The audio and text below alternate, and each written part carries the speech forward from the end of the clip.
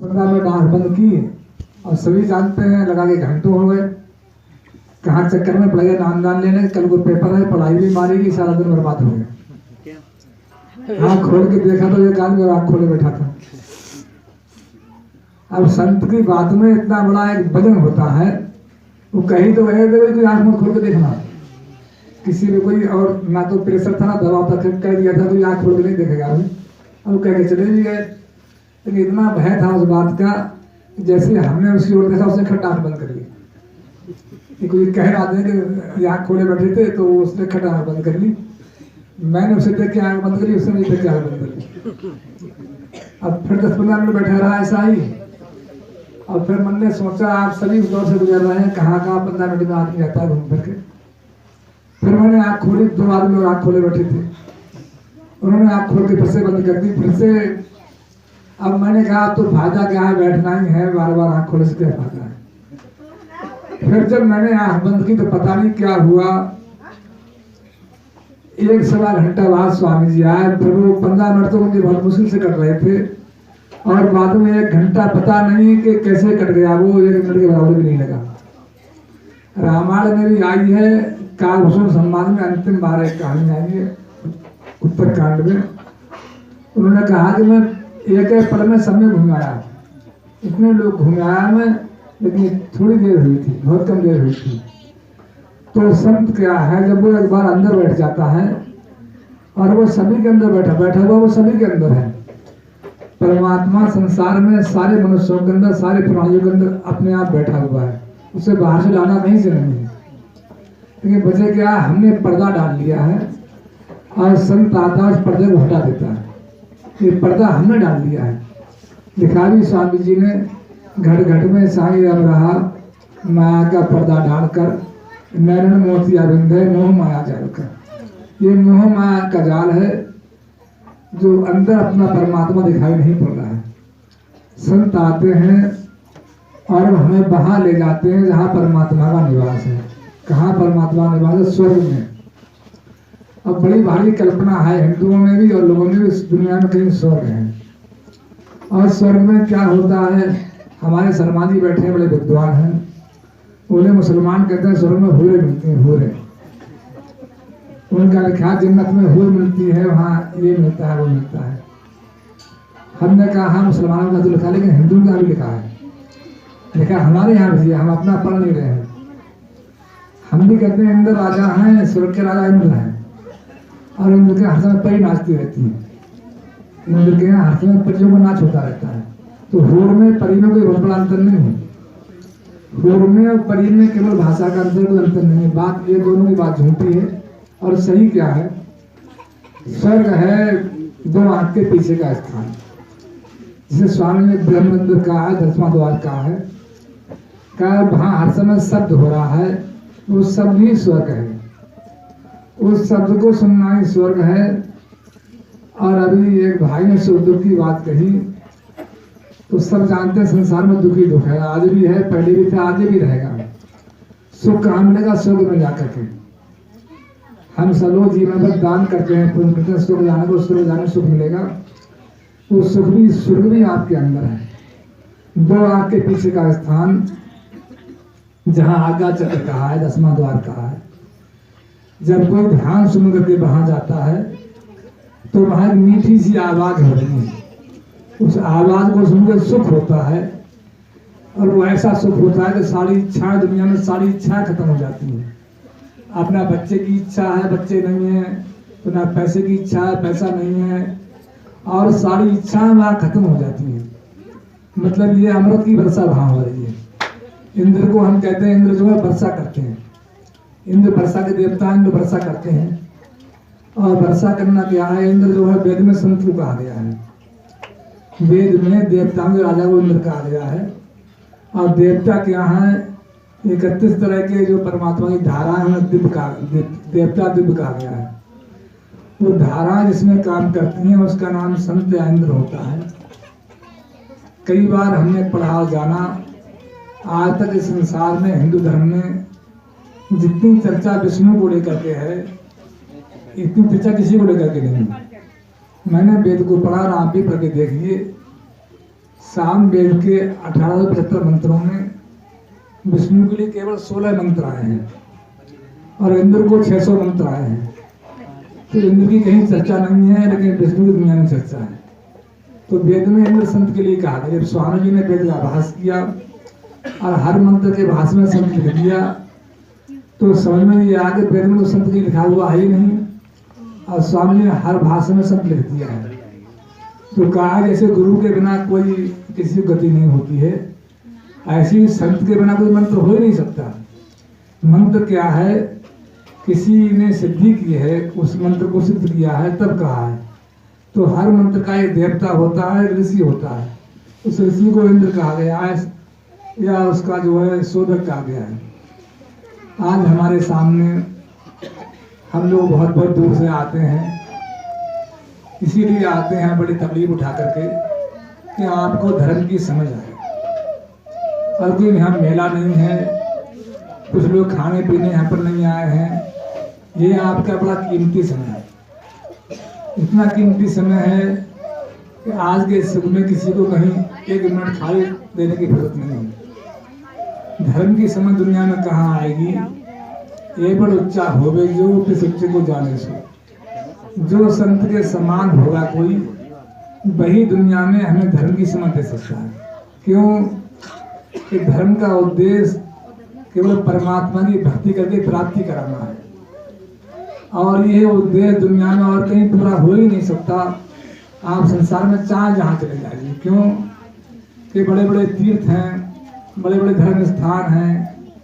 महाराज जी कहा करते थे भाई एक बारात में सारा इंतजाम हो जाए, खाने पीने की सारी व्यवस्था हो जाए, और अगर पूरा नहीं आवेगा तो वो सारी बारात बेकार चली जाएगी। वैसे एक बड़ा सुंदर अस्पताल है, उसमें डॉक्टर भी है लेकिन दवाई नहीं है, तो वहाँ किसी का इलाज नहीं हो सकता। बड़ा सुंदर स्कूल है और वहाँ के अध्यापक नहीं है, तो वहाँ कोई नहीं पढ़ सकता। ऐसी दुनिया में अगर संत नहीं है दुनिया में, तो धर्म की समझ देना बहुत मुश्किल है। संत 3 तरह समझ देता है, वचन से, कर्म से और अंदर से। वचन क्या है? ये वाणी जो हम आप समझते हैं, इन शब्दों के द्वारा थोड़ा बहुत, ये तो बहुत कम से कम समझाने का रास्ता है। कर्म से मतलब ये है वो आपके साथ 24 घंटे है, ये कर्म से दिखाता है। अभी मेरे बाद शर्मा जी बोलेंगे, मैं थोड़ी देर बोल के बंद हो जाऊंगा। अभी करीब और बड़े परेशान थे, बोले मुझे आत्महत्या करना पड़ेगा। मैंने कहा आपकी 80 वर्ष की उम्र है, कोई बच्चा सोचे तो अभी ठीक है। ये सारी बातें को खुद ही बताएंगे किस हालत में कौन पहुंच जाता है। तो मैंने कहा नहीं, कुछ भी नहीं होगा। अब कहने से कोई कहते कुछ भी नहीं होगा, कौन समझ लेता है। लेकिन परमात्मा समय पे संत से कहलवाही नहीं करवा ही देता है। वो कहलवाही नहीं करवा ही देता है। साधु बोले सहज स्वभाव, संत का कहा व्यर्थ ना जाए। उस सहज भाव से कोई महात्मा बात कह देता है तो उसकी पूरी हो जाती है। बहुत सारे किस्से मैंने स्वामी जी देखे होंगे, आपने भी देखे होंगे, और हर एक के जीवन में ऐसे किस्से आए हैं। ये नहीं कोई एक आदमी, सबके लिए ऐसा ही नहीं है उनका।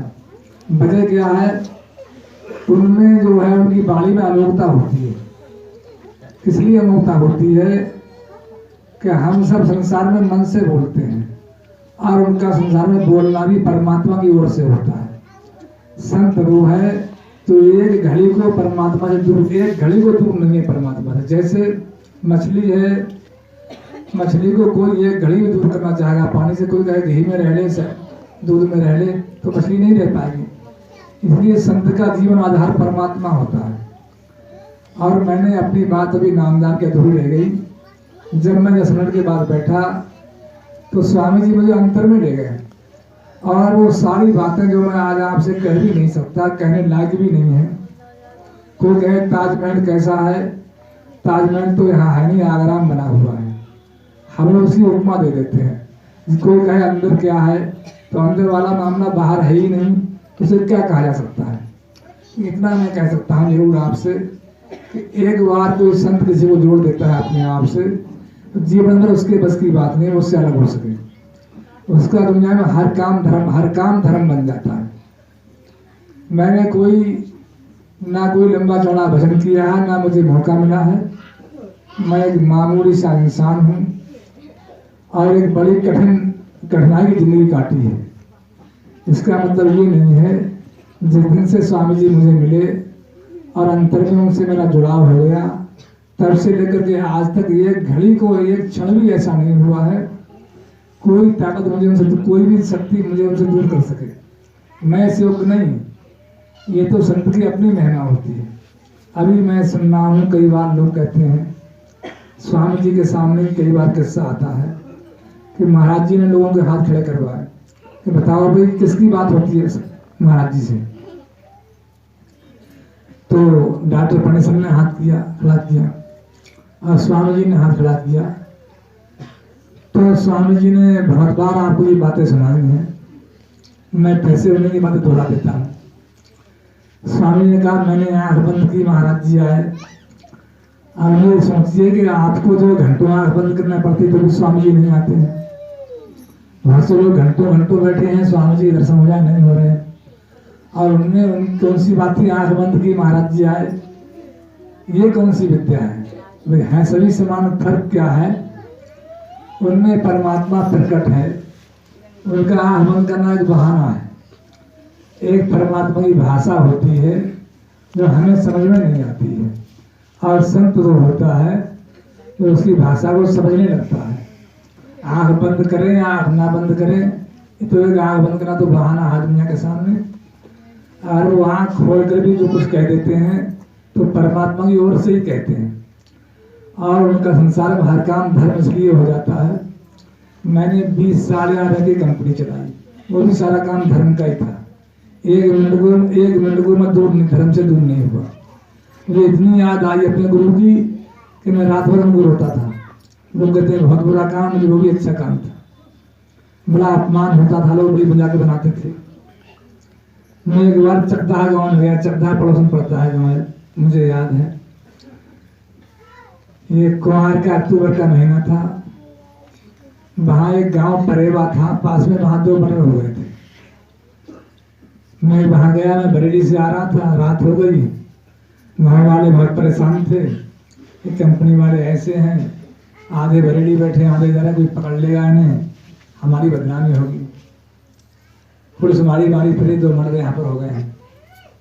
अब मैं गांव में गया, वहाँ लोग बैठे हुए थे दावत में, और लोग ये किए आ गए। सब लोगों ने बड़ी गाली दी, उन्हें पकड़ लेगा, इन्हें बंद कर देगा, इधर भागे फिर रहे हैं। तो मेरे मुंह से निकल गया, मैंने कहा भाई हमारा कोई आदमी पकड़ गया तो मैं छुड़वाना, अब तुम कोई पकड़ गए हो तो हमसे बात करो। अब कोई आदमी सोचेगा कि कंपनी वाला आदमी और ऐसी बात कहेगा कोई पकड़ गया हो तो हमसे बात करो। बात आई गई हो गई, काफी दिन पहले की बात है। हुआ ये, उस समय थाना शाही में BR बार्सने ऐसे थे, वो मेरे परम मित्र थे। जैसी वो कंपनी बजाना शुरू की तुरंत पुलिस आ गई, तुरंत पुलिस आके बंद करा दी उन्होंने। साला तुम्हें कंपनी सूझ रही है? उन्हें घर वालों को फटकारा कि जहाँ 2 लाशें पड़ी तुम कंपनी बजाओगे यहाँ पर। अब तो बंद हो गई भाई। वो भी बड़े परेशान, मेहमान जलसा था कि क्या करें भाई। एडमिशन परमिशन होती नहीं थी, ऐसा कुछ मचौड़ चक्कर नहीं। तो लगे कौन है कंपनी वाला, कौन है?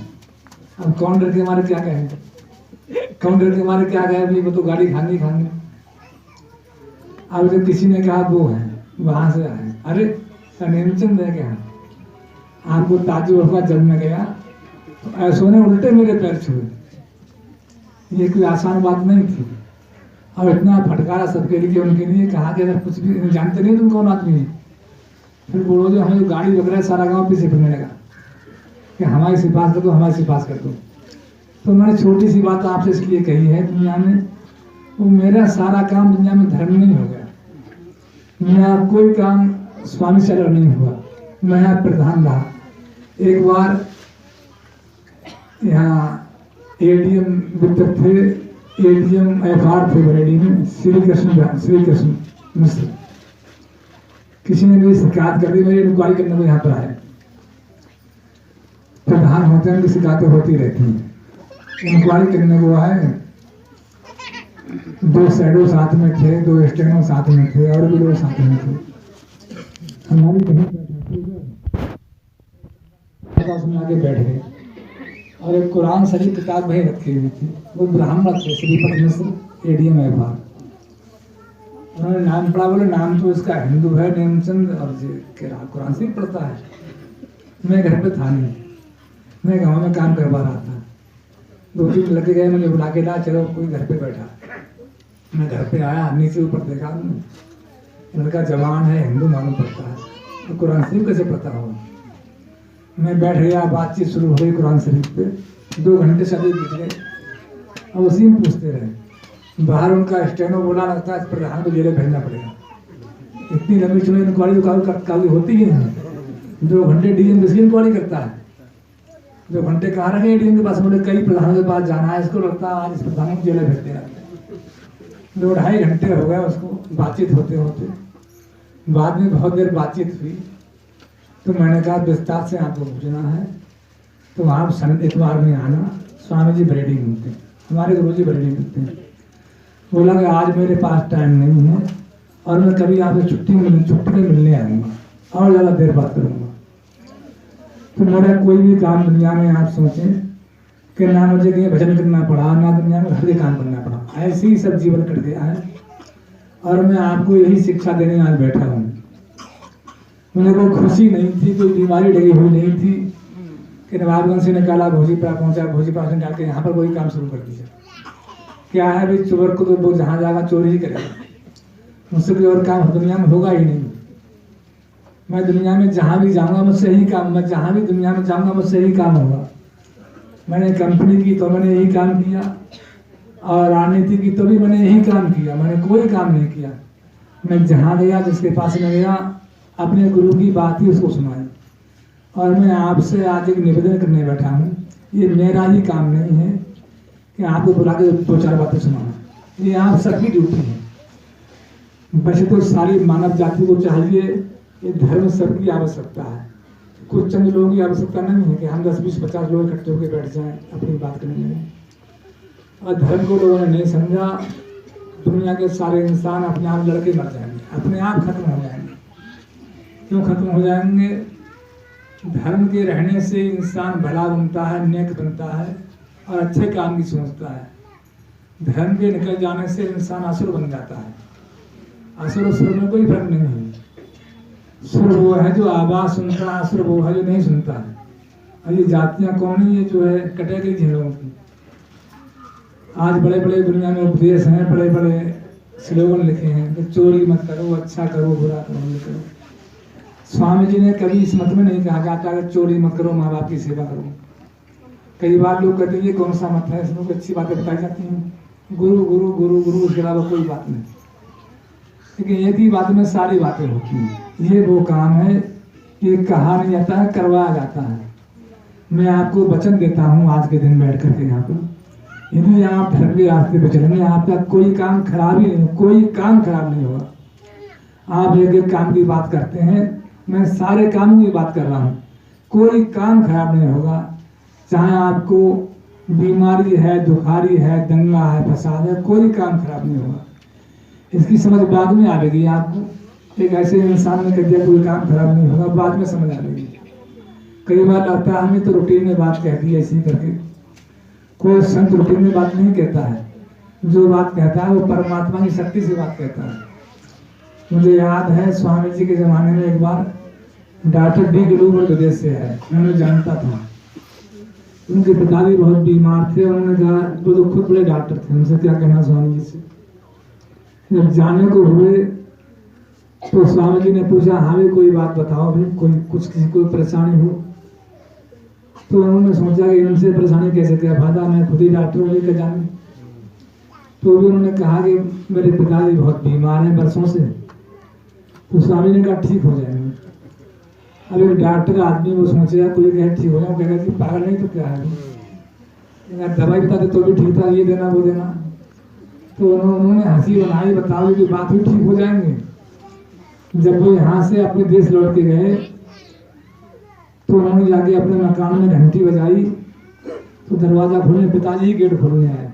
उन्हें देख के ताजुब हुआ, जो 10 साल से उठे नहीं थे, उनके हाथ पैर बेकार हो चुके थे। उन्होंने घंटी बजाई तो वो तो दंग रह गया, उनसे पूछा कि आपका ज्ञान कैसे हो गया? पूरे फला दिन से मैं ठीक हूँ। जिस दिन से स्वामी, जिस घड़ी उनकी बात स्वामी से हुई थी तो वो उस दिन से ठीक हो गए। ये हमें लगता है ये बातें नहीं, ये सत्ता है, ये बातें नहीं, ये सत्ता है। अरे भाई ये बताओ, दुनिया में सब कुछ परमात्मा का ही तो है। सभी मानते हैं कि परमात्मा सबसे बड़ा है। डॉक्टर भी कहते हैं कि डॉक्टर दवा देता है, अल्लाह शिफा देता है। डॉक्टर दवा ही दे सकता है, लेकिन शिफा यानी फायदा तो अल्लाह ही करेगा। और आप जब अल्लाह के पास बैठे हो, अल्लाह का मतलब, इसलिए मैंने कहा कि परमात्मा सर्वव्यापक है, सब जगह है और वो संत में प्रकट होता है। जब आप प्रकट परमात्मा के सामने जाते हैं तो वहाँ कोई उससे पर्दा नहीं है। दुख और परेशानी तब है, हम इसमें पर्दा रखते हैं, इनको छुपा लो, इनसे मत बताओ इनके लिए, इन्हें क्या मालूम है। सच पूछो तो तुम्हारी कही हुई भी मालूम है, बिना कही भी मालूम है। मैं एक बार पीलीभीत में था, मेरे स्वामी जी ऐसी मंच पर बैठे थे। एक वहाँ निर्मल दास हुआ करते थे, बाबा निर्मल दास। यहाँ में एक आश्रम था, उसका झगड़ा चल रहा था। निर्मल दास भी मंच पर बैठे थे और बड़ी अच्छी आवाज थी निर्मल दास की। उन्होंने बहुत अच्छा शब्द सुनाया और मंच से उतर के गए। 1 घंटे वो गायब हुए, लौट के आके फिर से मंच पे बैठे। स्वामी जी ने मुझे बुलाया और नियमचंद जी बैनामा कराया। मैंने कहा स्वामी सुबह से तो यहीं पर खड़ा है, आपके घर है, आपके घर है, ये बैनामा बोले नहीं, ये बैनामा कराया। मैंने कहा ताज्जुब हुआ, तो आप ही के पास बैठा हुआ है। और मैं नवाबगंज तहसील में कहा तो वास्तव में उसने बैनामा करवा दिया दूसरी पार्टी का। तो वजह ये है कि एक संत को हम इंसान समझ के उससे इंसान जैसी बातें करते हैं, लेकिन दिक्कत ये है कि संत के पास आना आसान है, संत मानना बहुत मुश्किल है। और गुरु को हमने गुरु मान लिया होगा, दुनिया में कोई परेशानी रही ही नहीं होती है ही नहीं, कोई परेशानी जागी है तो कहाँ की परेशानी। कहना आसान, गाना आसान, लेकिन मानना बहुत मुश्किल है। और जब हम किसी को मान लेते हैं तो सारी बातें खत्म। अरे गुरु परमात्मा जोड़ता है, परमात्मा आपके अंदर उसका एक ही काम है, वो सारे धर्म कर्म में ना बहका करके सीधी सी बात कह के कि जो भी उनके पास जाता है वो परमात्मा जोड़ देते हैं। अब कोई कहेगा कि इतने सारे वो जोड़ दिए परमात्मा से, इतनी बड़ी भीड़ भाड़ आई और ये परमात्मा है जोड़ दी, तो तुम्हारे वाले फिर हैं लोग। गुरु का काम सबको जोड़ना है, लेकिन दिक्कत ये होती है हम मनुष्य हैं और मनुष्य में सबको अलग अलग मन है, सबकी प्रकृति, सबका स्वभाव अलग अलग है, सबकी सोच अलग अलग है। इस दुनिया में 100 आदमी ऐसे इकट्ठे नहीं कर सकते आप जिनका मन और मत एक जैसा हो। किसी के विचार कुछ है, किसी के विचार कुछ है, किसी को कोई अच्छा लगता है, किसी को अच्छा लगता है। सदगुरु ऐसा जानिए सबको ले मिला है। मैं मनोज बोल रहा हूँ। गुरु ही ऐसा है तो सबको मिला के बिठा देता है। कहाँ पर मिला के बिठा देता है कि परमात्मा के चरण। अरे भैया सत्संग में परमात्मा के चरण आपके अंदर है। कई बार सोचते हैं गुरु के पैर धो धो के पी लो, अरे पैर काट के जाओ, क्या रखा है, हड्डी चमड़े के पैर है, ये तो हड्डी चमड़ा के पैर में कुछ भी नहीं रखा है। गुरु के चरण जो है दोनों आपके पीछे होते हैं। जब आप वहां जाएंगे तो आप देखेंगे कि जो गोस्वामी जी ने कहा गुरु के नाखून में रोशनी लगाई है, तो गुरु के नाखून के रोशनी के बराबर सूरज भी नहीं है, ये सूरज भी बहुत छोटा है। अब दुनिया ऐसे को अलौकिक मानेगी, दुनिया आत्मविज्ञान कहता है संसार में सूर्य सबसे बड़ा है, और सही पूछे सूर्य भी उनके चरणों से ही रोशनी लेता है। परमात्मा का प्रकाश इसमें प्रकाशित करता है और वही परमात्मा का रूप आपके अंदर में है। गुरु आता है आपको उससे जोड़ने के लिए। अब आप जुड़ जाएंगे, ये आपके हाथ में थोड़ा सा काम है। पर्दा ये आपने डाला है, किसी और ने नहीं डाला है। पर्दा हमने डाला है। क्यों डाला है पर्दा? जब से संसार में आए हैं, जहाँ जहाँ भी गए हैं मनुष्य के रूप में, और जो जो भी कार्य किया है उसको हमने ऊपर लाद लिया है। आज भी हम जो भी कार्य करते हैं अपने ऊपर लाद लेते हैं कि हमने ऐसा किया, हमने ऐसा किया, हमने ऐसा किया। तो भाई अहंकार ऐसा है, अहंकार का मतलब मैं करने वाला हूँ, मैं करता हूँ। ये हमारी आत्मा पे कर्म चला देता है, और इतने कर्म चल गए हैं दुनिया में तो उतारना मुश्किल हो रहा है। आगे पूरा सत्य नहीं मिलेगा तो दुनिया में कोई बंदा ऐसा है ही नहीं कि अपने आप, चाहे आप जिंदगी भर भजन पे बैठे रहे, जिंदगी भर भक्ति करते, कुछ होगा ही नहीं। क्यों नहीं कुछ होगा? इसको कई बार समझाने को बातें भी सुनाई स्वामी जी ने। उन्होंने कहा कि भाई एक आदमी ने नामदान लिया, वो गुरु जी के पास गया, गुरु ने कहा भजन करो 1 घंटा और गुरु की दया होगी। तो उसने कहा दया का क्या करेंगे भाई, जब भजन करेंगे तो फिर दया से हमें क्या करना है। तो घर चला गया। उसने कहा कि भजन करके करना है तो दया की क्या जरूरत पड़ी है। गए, जिंदगी भर बैठ गए, गुरु की बात को माना, भजन करने लगे। कुछ करेंगे नहीं, भजन करेंगे। नदी किनारे जाके बैठ गए। अरे भजन करने को तो गुरु ने कहा भजन करेंगे। वहां बैठ गए। बहुत बार किस्सा सुनाया स्वामी जी ने। प्यास लगती, भूख लगती, नदी में जाते, पानी पी कर आते, और जब इच्छा खाने की होती एक अनार बह के आ जाता। अनार में बड़ी शक्ति होती भूख को मिटाने की, पूरा अनार खा जाते, वो दिन भर भूख नहीं लगती उनके लिए। चलता रहा पूरे जीवन भर क्रम। अब उनकी मृत्यु हुई और कहते हैं धर्मराज यहाँ पहुंचे। धर्मराज और कुछ नहीं है। आज मैं कहती हूँ कोई भी लेखा कोई रजिस्टर कहीं पर नहीं है, आप खुद ही लिख रहे हैं। हर आदमी अपने आप में ही लिख रहा है, लेखा आप खुद लिख रहे हैं, कहीं लिखा उखा नहीं है, खुद आपको ही मालूम है। दुनिया में मैंने कई बार कहा कोई ऐसा व्यक्ति नहीं है जिसे अपने कर्म मालूम ना हो। खुद से और खुदा से कोई नहीं छिपाता है। आप दुनिया से छिपा सकते हैं, हमसे छिपा सकते हैं, हम छिपा सकते हैं आपसे कि हम तो महात्मा अच्छे आदमी हैं, लेकिन जो कर्म खराब है वो भी हमें सब मालूम है। खुद और खुदा से छिपाना मुश्किल होता है। फर्क इतना है कि हम ढके रहते हैं उनके लिए। हम बड़े छोटे बच्चे थे तो लिखने को लोग पट्टी भी लिखते थे। बड़े तख्ती की पट्टी होती थी, उन पर लिखते थे मिट्टी से अक्षर, खड़िया से अक्षर। जब कई बार लिखे तो खड़िया वो सफ़ेद हो जाती थी पूरी तख्ती, उस पर लिखना मुश्किल पड़ता था। तो पहले कहते घोट लो, पहले पोत दो फिर घोट लो। पहले पोतते थे, मैंने काला रंग ले से पोत दिया तो वो पुते तो मिटे नहीं, ढक गए, वो ढक गए। ऐसे ही सब संसार जो है अपने कर्मों को पोतने में तो लगा हुआ है। और संत मिलता है पोता नहीं, वो घोट देता है। पोते हो तो फिर दिखाई पड़ने लगेंगे, और उन्हें घोट देते थे तो वो खत्म, फिर वो दिखाई नहीं पड़ते थे। तो संत मत क्या है, ये कहा जब कोई पूरा गुरु मिलता है तो शिष्य के कर्मों को आना रोक देता है। एक पैप हो, एक में जा रहा हो, हौज में एक पैप से पानी से निकल रहा हो तो कभी खाई ही नहीं होगा। कहा एक संत जब मिलता है तो कर्मों का आना रोक देता है। अब ये कोई कहेगा ये कौन सी बात, कर्मों का आना कर रहे हैं, हम सारे काम कर रहे हैं।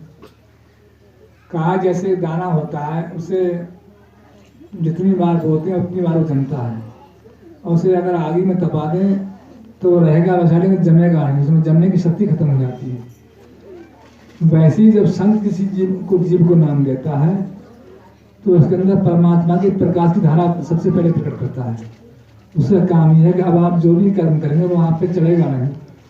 अब जीव के सारे कर्म खत्म हो गए हैं। स्वामी जी ने कई बार इस बात को कहा भी कि आप कुछ कर ही नहीं सकते। जैसे रस्सी किसी के हाथ में हो जाती है, पशु चराते हैं लोग, रस्सी हाथ में रखते हैं, पशु छोड़ता है, मैं छुट्टा हूँ, किसी खेत में धागा है तो रस्सी पर खींच लेते हैं। ऐसी नाम ये रस्सी है। नाम कोई 1 2 4 शब्द नहीं है।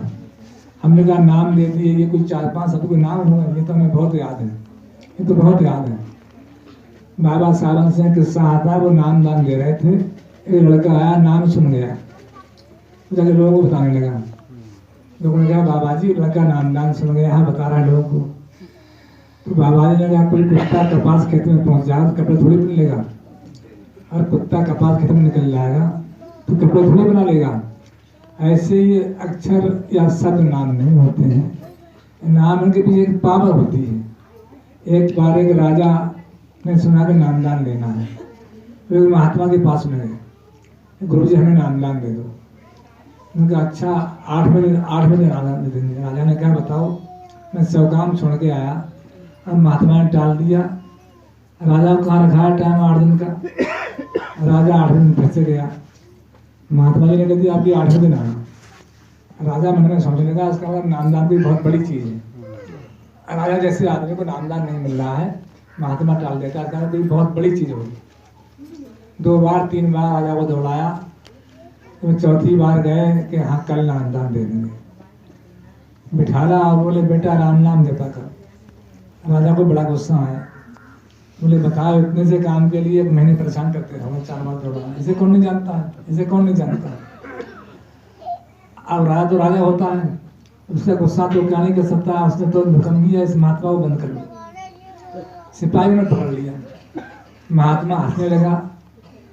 राजा ने कहा बताओ ये पागल है, और जोर से महात्मा हंसने लगा। उसने कहा राजा से तू पागल है। बात बहुत बड़ी हो गई तो उसने कहा क्या मैं पागल हूँ? कि हाँ तू पागल है भाई, तू अभी समझा नहीं। क्या नहीं समझा? कि देख मैंने 100 बार कहा इस राजा को बंद कर दो, राजा को बंद कर दो, कोई सुना ही नहीं, और तूने खाली इशारा दिया, लोगों ने मुझे बंद कर दिया। तो ये मामला शब्दों का नहीं है, जो तूने कहे भाई मैंने शब्द कहे, क्योंकि तेरे पास वो पावर है, मेरे पास पावर थोड़ी। मेरे कैसे किसी को फांसी थोड़ी हो जाएगी, और तेरे हुक्म में किसी को फांसी भी हो जाएगी, सजा भी हो जाएगी। तो दुनिया में शब्दों का जंजाल नहीं, शब्द तो सभी जानते हैं, उनके पीछे पावर होती है, फोर्स होती है, दबाव होता है। तो गुरु नाम देता है तो उनके पीछे शब्दों के उसकी पावर काम करती है, उसकी चार्जिंग काम करती है। तो नामदान में 4-5 से अक्षर नहीं होते हैं, ये गुरु की पावर है, गुरु का कनेक्शन है, उस पावर को ही नामदान कहा गया है। तो वो पावर ही नाम होती है, ये 4-5 से अक्षर ये नाम नहीं है। तो तरीका बता दिया तुम्हें गुरु से जोड़ने का, और वो पावर जब एक बार जोड़ लेती है तो जीवन में कहीं छोड़ती नहीं है। अब आप कहीं नहीं जा सकते दुनिया में, आप कहीं जाओ, भाग जाओ, दौड़ जाओ, दौड़ के फिर से नहीं आना पड़ेगा। 20-20 साल के बाद लोग मुझे मिलते हैं, 20-20 साल के बाद लोग मुझे मिलते हैं, और आए दौड़ के बात हुई, बोले दुनिया भर में घूम आए भी, ये जो गुरु जी की बात थी वो कहीं नहीं मिली। वजह क्या, हम दुनिया में क्यों घूमते हैं? हमारा ख्याल ये यार यहाँ कुछ मिल नहीं रहा है, कुछ मिल नहीं रहा है, इसमें कुछ है ही नहीं, वही रोज जाओ वही बातें सुनो। मुझे याद है मैंने स्वामी जी के पास में एक महीने में 20-20 दिन रहने का मौका मिला होगा मुझे, और 20 दिन सत्संग किया स्वामी ने, 20 दिन में साथ रहा, और कई बातें ऐसी थी 20 दिन में बड़ी बातें सुनाई स्वामी ने। एक जाट वाली कहानी थी, मैं एक बार 15-16 दिन साथ में रहा, और हर सत्संग में स्वामी ने सुना। मैं जहाँ भी गया, पीलीभीत गया, बीसलपुर गया, बरेली में कई जगह रहा, हर जगह वही कहानी। लेकिन वजह क्या होती है, संत के पास में कोई किस्सा कहानी सुनाइए, थोड़े में कहानियाँ याद नहीं हो, कहानियाँ कहना उनका काम नहीं होता है। तो सारी बातें कह करके हमें समझाते हैं, वो तो खुद समझे हुए होते हैं, वो खुद समझे होते हैं, सारी बातें कह के हमें समझाते हैं, वचन से समझाते हैं, कर्म से समझाते हैं। कर्म क्या होता है, मेरे सामने हमारे धामपुर से आए हैं मेवाराम जी, एक गन्ना में SDI CDI है। कल मेरी बात हुई, बोले नहीं मिलेगा, छुट्टी नहीं मिलेगी। अरे मैंने कहा आ जाओ, अब बात आई गई हो गई। मैंने कहा वो कल छुट्टी नहीं मिली, धाम पे बैठे पड़े हैं। मैं सुबह, अब आप कहने की कोई बातें हैं, मैंने सुबह स्वामी से कहा, मैंने कहा आ जाना चाहिए, आ जाना चाहिए। बोले ठीक। अब मैंने देखा, मुझे उम्मीद भी नहीं थी वो आ जाएंगे, वो आपके बीच में आज बैठे हुए। तो मैंने ये बातें बहुत बार आपसे इसलिए की हैं कि मेरे पास कोई और कहने को बातें नहीं, जो बातें हैं वो मैं सुनाना नहीं चाहता, क्योंकि बहुत लंबे चौड़े किस्सा कहानी मुझे बहुत आते हैं। किस्सा कहानी सुनाने में कोई मुझसे माहिर नहीं है, मैंने जिंदगी भर यही काम किया है। लेकिन मैं सोचता हूँ आप बहुत दूर से चल के आए हैं, कुछ आपको दिया जाए, बातें नहीं की जाए। बातें वो किस्से की बात है तो मैं 4 से बोल सकता हूँ, और आप उठेंगे भी नहीं। इन कम शब्दों में एक बात समझ लीजिए, वचन से कम, कर्म से ज़्यादा गुरु से आपका रिश्ता है, और एक ऐसा रिश्ता है ये परमात्मा ने जोड़ा है, और उसको परमात्मा ही जोड़ता है, इस रिश्ते को इंसान नहीं जोड़ता है। कई बार हम सोचते हैं हमने नामदान ले लिया, हमने ये कर लिया, वो कर लिया।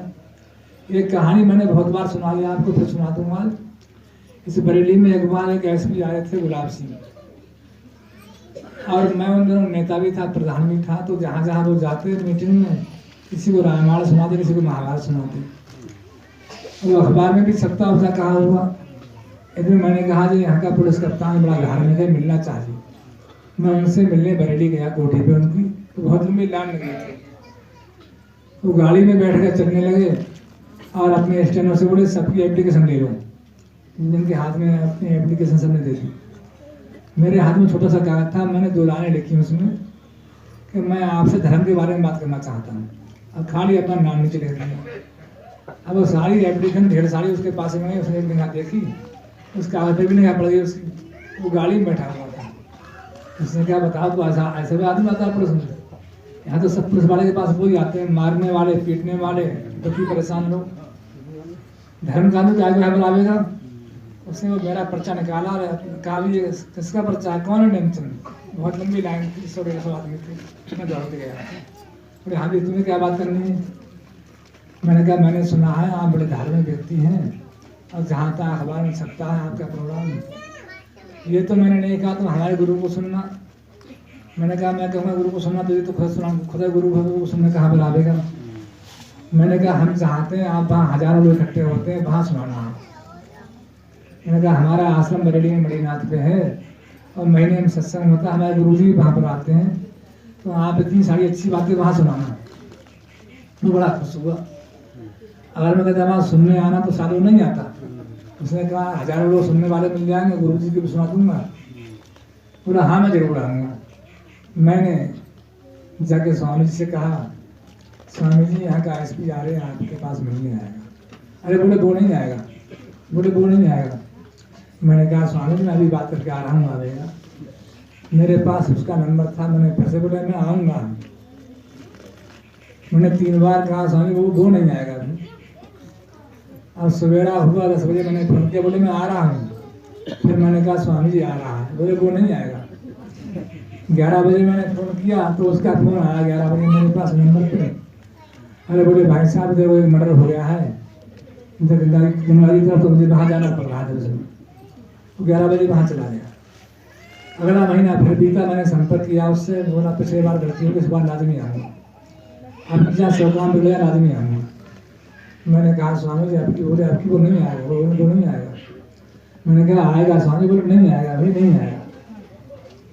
अब मैं बड़ा परेशान करके बार बार मैं कह के आता हूँ, स्वामी कहते नहीं आएगा।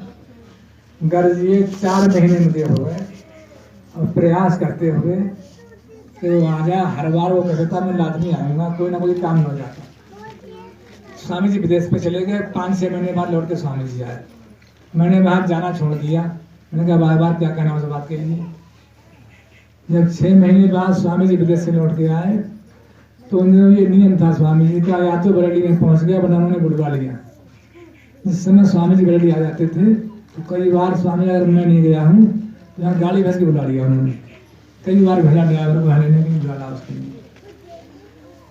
तो जब मैं गया उस दिन था शनिवार का, तो स्वामी जी बोले नेमचंद तो कल तेरा दोस्त आएगा। मैंने कहा 6 महीने हो गए स्वामी जी, मैं तो कभी उससे बातें नहीं की, कौन दोस्त है कौन दुश्मन है, मैं तो 6 महीने से उससे बातें नहीं की कौन है कौन नहीं। इतनी बात स्वामी हल्के में कह दी, मैं भी भूल गया उस बात के लिए। कुछ काम से मैं आश्रम में कचहरी की ओर गया था। मैं वकील थे रामचंद्र लाल राजपूत, उनके वहाँ बैठा हुआ था। ये भगवत शरण जो नालावन में है वो उस समय चुनाव हार गए थे, लेकिन थे बीजेपी में ही। विधायक थे छोटे लाल गंगवार, थे वो बीजेपी में ही। वो वहाँ से निकल के आ रहे थे, एसपी आ रहे थे यहाँ से बंगले की ओर से, और वो वहीं वकील के आगे बैठ गए। बोले ऐसे एसपी आ रहे उन्हें क्या हो गया। मैं 4 बार मुझसे पूछ चुका है स्वामी देवानंद को जानता है, कोई जानता कोई जानता है। हर जानते वो भी थे, उन्होंने नहीं कहा मैं कहूँगा मैं जानता हूँ, तुम्हें पता नहीं, उन पर मुकदमा लिखाओ क्या लिखाओ। वो डरते हैं महात्माओं से, कहते हैं हम चेला हैं, हो सकता है गुरु जी मुकदमा लग गया हो, हमें बंद कर देगा। तो मुझे लगा, मैंने कहा अरे बताओ स्वामी जी कल ही आज ही लौट के आए विदेश से, इसको याद आ रही है। मैं तुरंत ही गया और जब उसने मुझे देखा तो बोला 6 महीने बाद आप लौट के आए हो, मुझे परसों से तुम्हारी बहुत याद आ रही है, गुरु की बड़ी याद आ रही है। क्योंकि स्वामी जी को उसने देखा नहीं था, मेरी याद इसलिए करा था कि मैंने उनको स्वामी की बात बताई थी। मेरी याद वो क्यों करता, वो मेरी याद मुझे उसने देखा था। इसीलिए संसार में आपने परमात्मा नहीं देखा है, आपने गुरु देखा है। ये सच मान के चलिए। आप परमात्मा से प्रेम नहीं कर सकते, आप परमात्मा याद कर ही नहीं सकते। मैं लाख आपसे दूँ परमात्मा याद करो, आप कैसे याद कर लोगे जिसको आपने देखा नहीं। आपने गुरु को देखा है, आप गुरु से चाहो तो प्रेम कर सकते हो। चाहो मैंने इस शब्द लगा दिया है कि आप नहीं चाहोगे गुरु तो फिर भी प्रेम करेगा आपसे, और ये दोनों ओर से रिश्ता हो जाए तो बहुत ही बेहतर रहेगा, तो बहुत ही जल्दी हो जाएगा, इसमें बहुत ही बेहतर रहेगा। आधा आप चलो, आधा गुरु चलता, आधा चल के आप आइए, आधा गुरु को चलना पड़ता है। केवल आप ही नहीं चल रहे हैं दुनिया में अकेले, वो भी चल रहा है आपके साथ में। तो वो एसपी आरए की कहानी मैंने आपको सुनाई। मेरे कैसे बहारू नहीं गया, स्वामी जी ने कहा तो बुलाए से गया। सत्संग का दिन था इतवार का, यही सत्संग बरेली में महीने में हो रहा था। उसने कहा मैं आ रहा हूँ, मैंने कहा आ जाओ। आया, चला, वहां से बोला मेरे साथ में बड़े साहब भी आ रहे हैं, भावेश कुमार सिंह, यहाँ बड़े कप्तान थे बरेली में, बोले वो भी आ रहे हैं। हमारे गुरु से एक बात कहते हैं ना, 5 ही मिनट का समय हमारे पास में है, 5 मिनट का ही समय हमारे पास में है और हम 5 ही मिनट को आ सकते हैं। बड़े साहब भी मेरे साथ आ रहे हैं, अकेला होता मैं काफी देर हो जाता। अब मैंने कहा स्वामी से क्या कहना, ना खबर ही है, मैं खुद ही खबर है, मैं क्यों कहूँ अपनी ओर से। और स्वामी उस समय सेवा ले रहे थे, डाल लगा करके ऐसे करके, जैसे ही वो गेट पे आया वहां से उठ गए स्वामी जी और जाके मंच पे पहुंच गए, सत्संग शुरू कर दिया। अब मैं बड़ा परेशान, सत्संग 1 घंटे होगा, आधा घंटे होगा कम से कम। और मैंने कहा इसको इतना जरूरी आदमी होता है, एसपी आरए जिले का एक बड़ा कप्तान होता है पुलिस का, एसएसपी भी था, एसपी आरए दोनों थे उस गाड़ी में। आगे आपस में बैठ गए और दिन स्वामी जी आधा घंटा बोलते थे, उधर 1.5 घंटे बोले। इतना बोलते रहे, मैं दुखी हो गया। मैंने कहा ये क्या कह रहा होगा, 2 घंटे बैठे हो, 1.5 घंटे बैठे हो। जब सत्संग समाप्त हुआ स्वामी जी का, तो स्वामी जी उठ के वहां से ऑफिस की ओर आए, तो मुझे वो घटना याद है।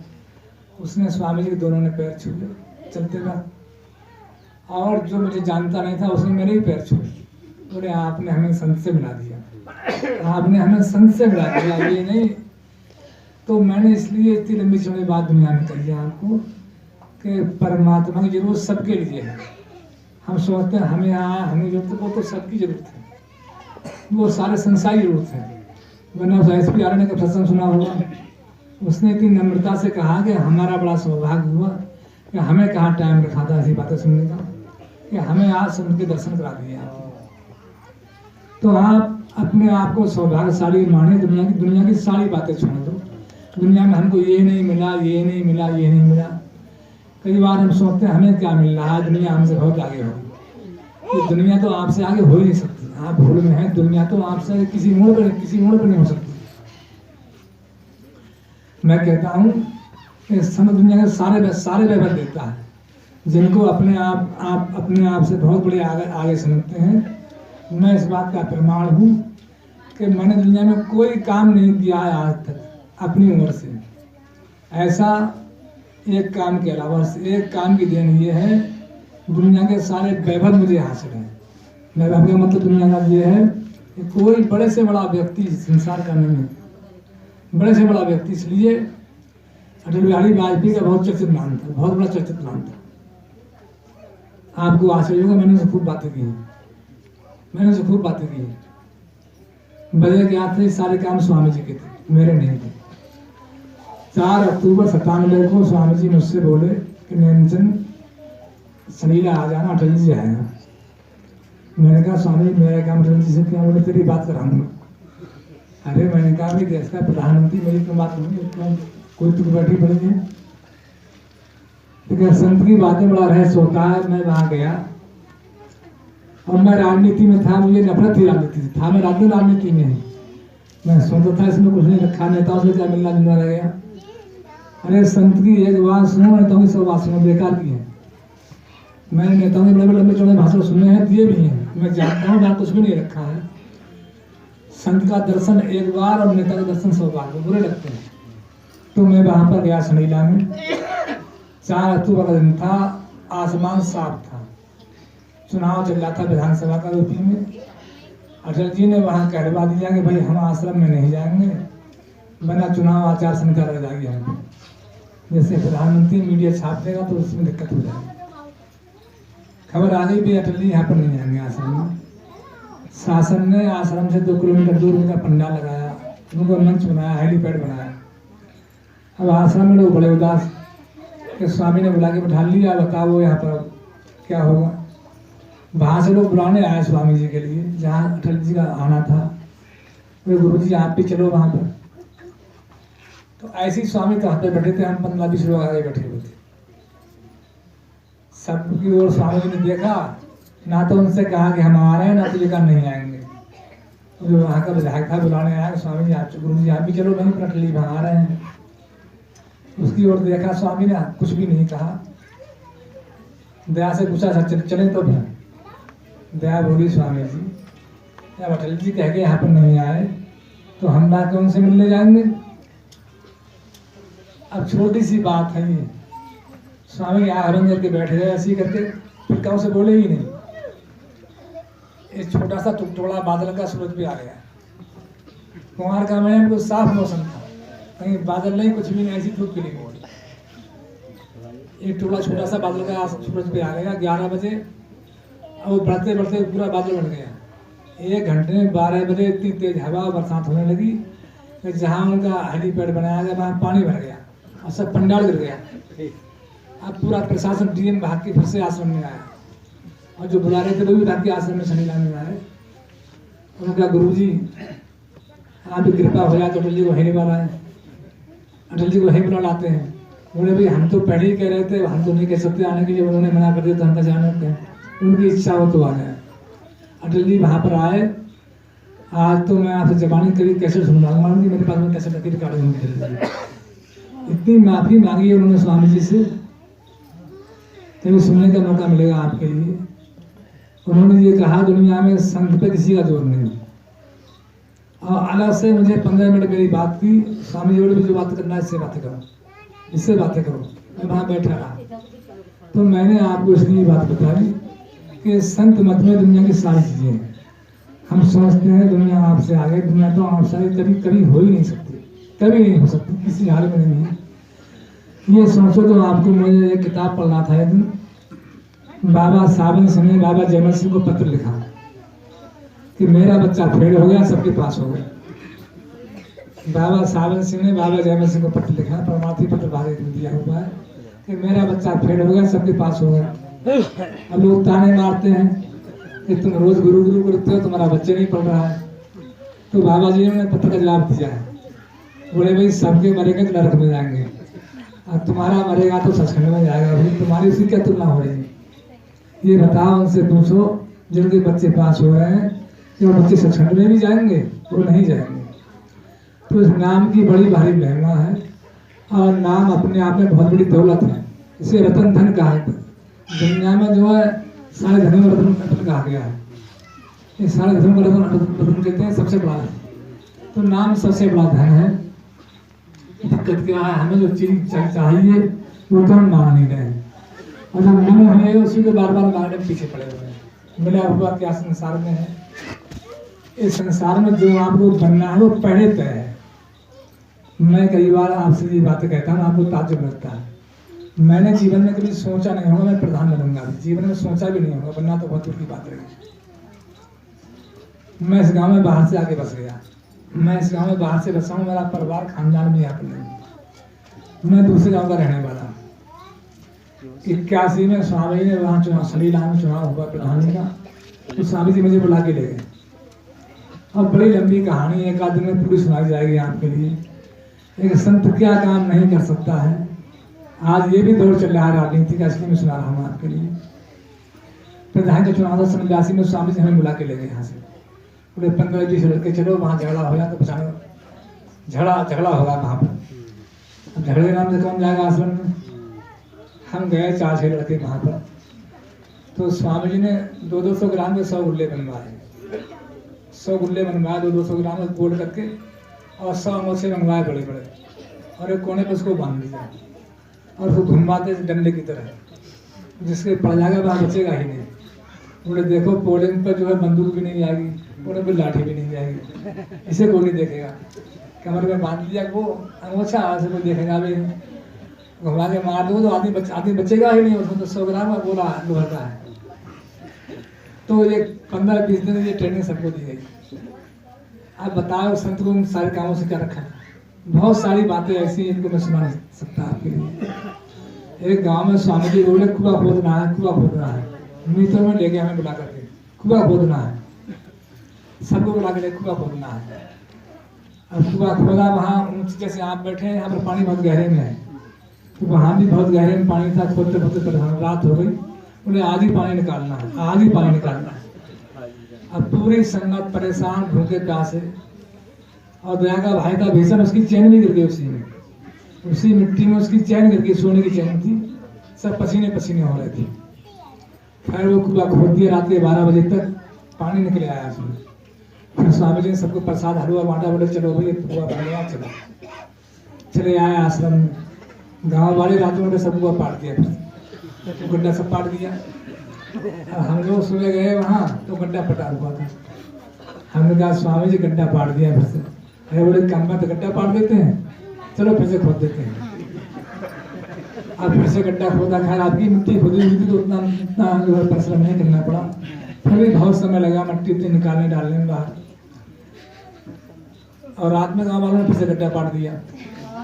अब 3 दिन स्वामी जी गए, बोले आपकी जो कोई आ गया सबको काटे सीम पाट दो। अब गाँव वालों काट गड्ढे नहीं पाट दो, सब काम तो मानते नहीं है, बार बार गड्ढा पाट देते हैं। फिर से वो गड्ढा खोदा, रात में आप किसी ने नहीं पाटा गड्ढा।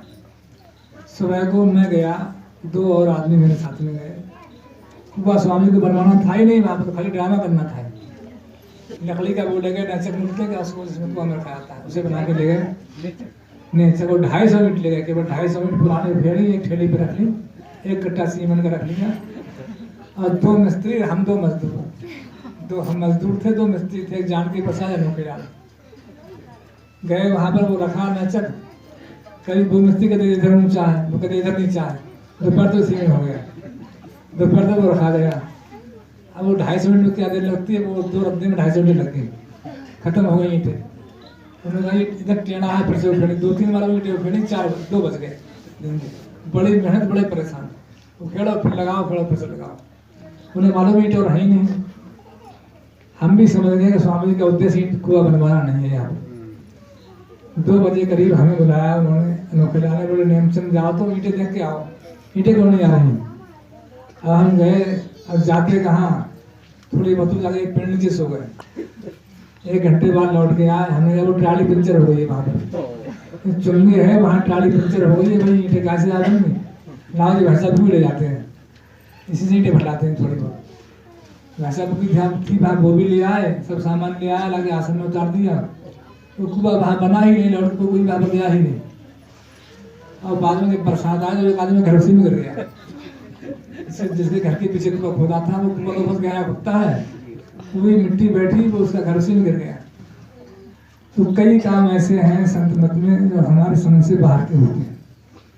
मेरा जिम्मा एक काम कर दिया स्वामी ने, तेरे जिम्मा ये लिस्ट पढ़ना है। 1100 वोटों की महालिस्ट थी, 9 गाँव थे, छोटे 7 गाँव, उनमें 1100 वोट थे। तुम्हें सबके नाम याद करना है इस लिस्ट में से, और 10 वोट तुम्हें डालना, 10 नहीं डालना है। एक तरकीब बता दी उन्होंने बिठा करके, किसी को वोट डालने नहीं देना है गाँव वाले, लाइन में लग जाना है ऐसे जा करके। अब वोट डालो फिर लाइन में लगो, वोट डालो फिर लाइन में लगो, लाइन कमत होने, लाइन कमत होने। तो जब हम सब लोग वहाँ पहुँच गए, लाइन में लगे हुए हैं, और हमारा सत्संग आगे डाले लाइन में लगा देंगे तो लाइन कम होगी ही नहीं। ये काम स्वामी जी ने वहाँ रात में शुरू करवा दिया, बड़ी ट्रेनिंग दिलाई सब लोगों के लिए। और आश्रम में वोट ही नहीं थे, आश्रम में केवल 100 वोट थे। मेरे हाथ में 15-16 पर्ची थी, मैं पढ़ा लिखा भी था, थोड़ा भी था, तो तुझे इसका भी वोट डालना, उसका भी वोट डालना है। तो प्रधान का भाई था, उसका ही वोट मुझे डालना बता दीजिए। वो वहाँ एजेंट बना हुआ था, पोलिंग एजेंट होता है। मैं वोट डालने गया, स्वामी ने यहाँ बिल्ला लगाया अपने, स्वामी जी पोलिंग एजेंट बने। मैं वहाँ वोट डालने गया, जिसका वोट डालने में गया वो वहीं पर बैठा हुआ था, सीताराम बल्ली भोलानाथ उसका नाम, मुझे जबान याद है अभी। मैंने पर्ची पढ़ाई, नाम बोला, बोला नहीं तो मेरा नाम है।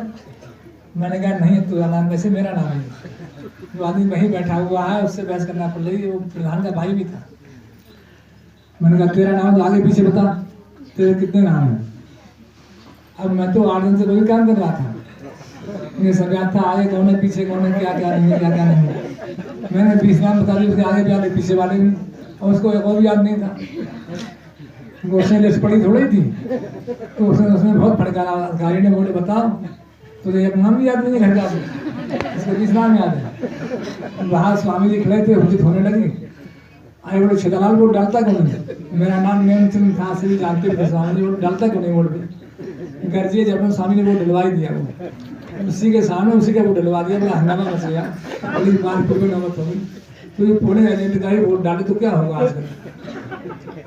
इतने में पुलिस आ गई, अब वो चीख पड़ा रहे, इस आदमी ने मेरा वोट डाल लिया। दरोगा था महेंद्र सिंह, मुझे याद है वो घटना अब भी।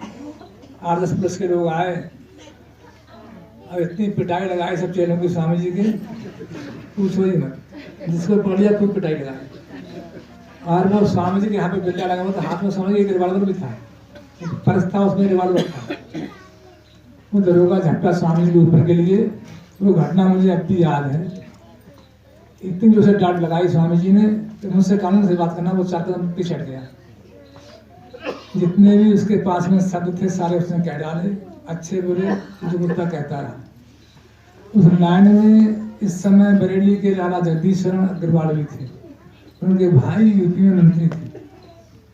सतीश चंद्र अग्रवाल उस समय मंत्री हुआ करते थे। तो उन्होंने स्वामी जी से कहा जा करके, स्वामी जी हमें आपके सामने आपको गाली दे रहा है, कितनी बुरी लग रही है। और हम 50 लड़के जवान थे और सबके कमर में गुल्ले बंधे हुए थे, सबका खून भी खोलना था, जवानी में खोलता खून सभी का। लेकिन स्वामी बोले नहीं, कुछ नहीं करना, कुछ नहीं करना। वो सब कुछ सुनते रहे, मौन साधे। बाद में PSC आ गई, PSC में अधिकारी था वो स्वामी साथ पड़ा हुआ, उसने आगे गुरुजी के पैर छुपे। वो ऐसे में समझा, यार जब अधिकारी पैर छू रहा है तो मैं क्या बुलाया हूँ। तो उसने पूछा स्वामी को देख के, भाई तुम्हारा क्या काम गुप्ता जी से। वो चौंक गया, उन्होंने कहा तुम्हारा गुप्ता जी क्या काम है, तुम क्या कर रहे हो यहाँ पर। तो स्वामी जी बोले, भाई मैं यहाँ धर्म का काम कर रहा हूँ। उससे बोले मैं धर्म का काम कर रहा हूँ। वो साथ पड़ा हुआ था स्वामी जी के। तो मुझे बोलते माता बोले यही काम धर्म का होता है। उसने काम धर्म का होता है, आपके प्रश्न हो रहा है, ये काम धर्म का होता है, ये काम आपका नहीं है। तो स्वामी जी बोले मैं यही काम कर रहा हूँ, धर्म का काम है। उसने बुलाया सबको, गाँव वालों को, बोले देखो पहले इनके वोट पड़ जाने दो, जितने वोट गुरु जी के हैं इनके वोट पड़ जाने दो। अब आसम तो बोले 100 वोट थे, केवल जो उतनी डाल लोगे। उनने वोट डाल दिए स्वामी जी ने आकर के, और बाहर आके बैठ गए। मुझे याद है 1 महीना सबको परेशान किया स्वामी जी ने। और जब आ गए तो हद पे बैठे जाकर बहुत जोर से हंसे, बोले चुनाव हार गए, चुनाव हार गए। तो मैंने इतनी कहानी इसलिए सुनाई है आपके लिए, इतना सबको दलील करना, इतना खुद परेशान होना, ये कौन संतोष में शामिल है। लेकिन ये भी काम धर्म का है, ये भी काम धर्म का है। चुनाव स्वामी तो वहाँ हार गए, मैं यहाँ जीत गया चुनाव। स्वामी जी वहाँ चुनाव लड़े नहीं, चुनाव मुझे लड़ाया स्वामी जी ने। 2 जून सन 82 को जब मैं घर लौट के आया अपने, तो हरदोई में चुनाव हो चुके थे, बरेली में चुनाव हो रहे थे, जहाँ बैठे पड़े यहाँ चुनाव हो रहे थे। मेरा कोई ताल्लुक राजनीति से नहीं था। यहाँ उस दिन बिलासपुर नॉमिनेशन थे, यहाँ जो प्रधान जी थे वो मुझे भी साथ ले गए वहाँ बिलासपुर में। मैं चला गया, उन्होंने मेरा पर्चा भर दिया मेंबर के रूप में, गाँव पंचायत मेंबर बनते हैं।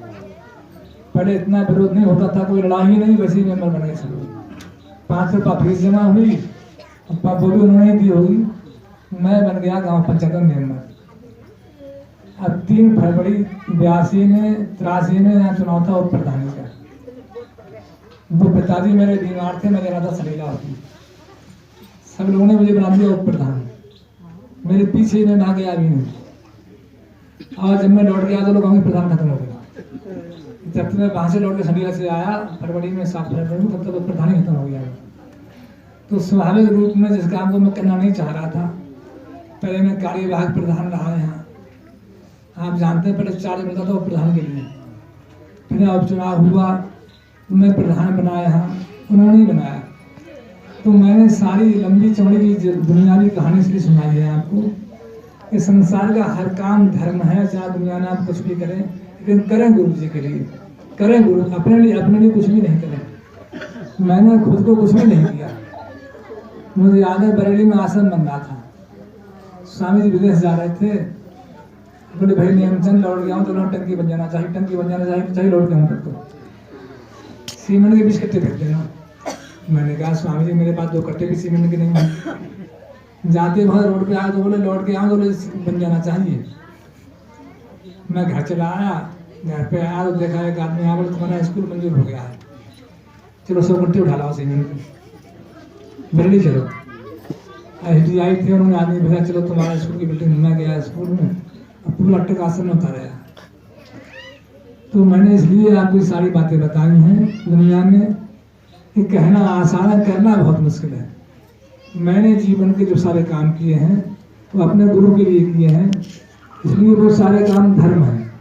और आपसे भी मैं आज ये कहने बैठा हूँ, दुनिया में आप सारे काम करें लेकिन गुरु के लिए करें। राजनीति करो, खूब करो, नाचो कूदो, खूब नाचो कूदो, लेकिन गुरु के लिए नाचो कूदो। अगर आप गुरु को नाचोगे तो गुरु आपके ही नाचेगा। जो काम आप करेंगे गुरु आपको धर्म की ओर लगा देगा। गुरु आपसे दूर नहीं, फर्क ये है कि हमने दुनिया में इंसान को ये भेद डाल दिया है इंसान में कि इंसान गुरु कैसे हो सकता है। ये बात सही भी है, लेकिन परमात्मा दुनिया में अपनी बात कहने भी आएगा तो कहेगा इंसान के रूप में। मजबूरी है उसकी कि अपना संदेश जब जब देगा परमात्मा तो इंसान के रूप में देगा। दिया भी है परमात्मा ने, जब जब संसार को अपना संदेश देना चाहा है तो इंसान को ही भेजा है। उनके जाने के बाद हमने उन्हें चाहे बड़ी मान लिया, अल्लाह मान लिया, औलिया मान लिया, लेकिन सिर्फ वो सब एक ही थे। वही कबीर, वही सतनामा, उन्होंने तो गुरु नानक जान। ना कोई स्वामी जी में भेद था, ना महाराज जी में भेद था, और ना बाबा सावन सिंह कुछ और थे, ना बाबा जयमल सिंह कुछ और थे। ये परंपरा चली जा रही है और न कोई आगे और होगा। ये सब एक ही रूप है, एक के ही सब रूप है, एक ही बिजली के विभिन्न रूप है। तो परमात्मा संसार में संत के द्वारा अपने आप को जाहिर करवाता है। और दुनिया में स्वामी जी नहीं आते, संत नहीं आते, ये लोग नहीं जानते परमात्मा क्या है। परमात्मा क्या जानते हम कि हमने अपने मन से बना लिया। किसी ने 4 हाथ वाला, किसी ने 8 हाथ वाला, किसी ने कुछ, और जैसा चाहा वैसा बना लिया। और हमारी इच्छा पीने की हुई तो एक परमात्मा पीने वाला ही बना लिया। इच्छा खाने की हुई तो एक परमात्मा खाने वाला ही बना लिया। तो ये बकरा ही खाते हैं, ये शराब ही पीते हैं, तमाम चीज़ें ऐसी हैं, ये हमारे मन के परमात्मा है।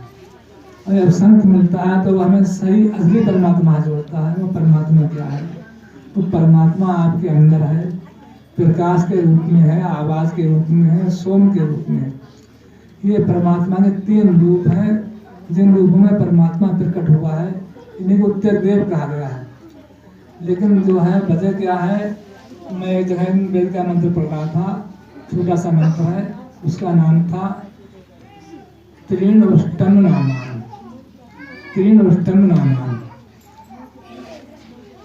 अब इसका सीधा सा अर्थ कर दिया, ऊँट के 3 नाम है। ऊँट के 3 नाम है जिन्होंने भाष दिया। 3 माने 3, उष्ट माने ऊँट, नामान माने नाम। ऊँट के 3 नाम है। अब कोई कहे वेद में कोई मंत्र होता है ऊँट के 3 नाम है, ऊँट और हाथी घोड़े से वेद में क्या मतलब है? जब स्वामी जी ने उसका भाष दिया उसी मंत्र का पूरा भाष कर दिया। उनका तिर माने 3 रूपधारी। तिर का मतलब 3 रूपधारी, और न्यू सत माने नया, अला को तोड़ के ना बनाया, न्यू सत माने नया, रम्य माने जो परमात्मा रम रहा है संसार में।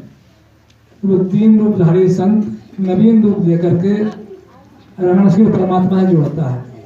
अब कोई ये कहे अगर इस मंत्र का अर्थ ये माना जाएगा तो धर्म का रूप दिखाई पड़ेगा।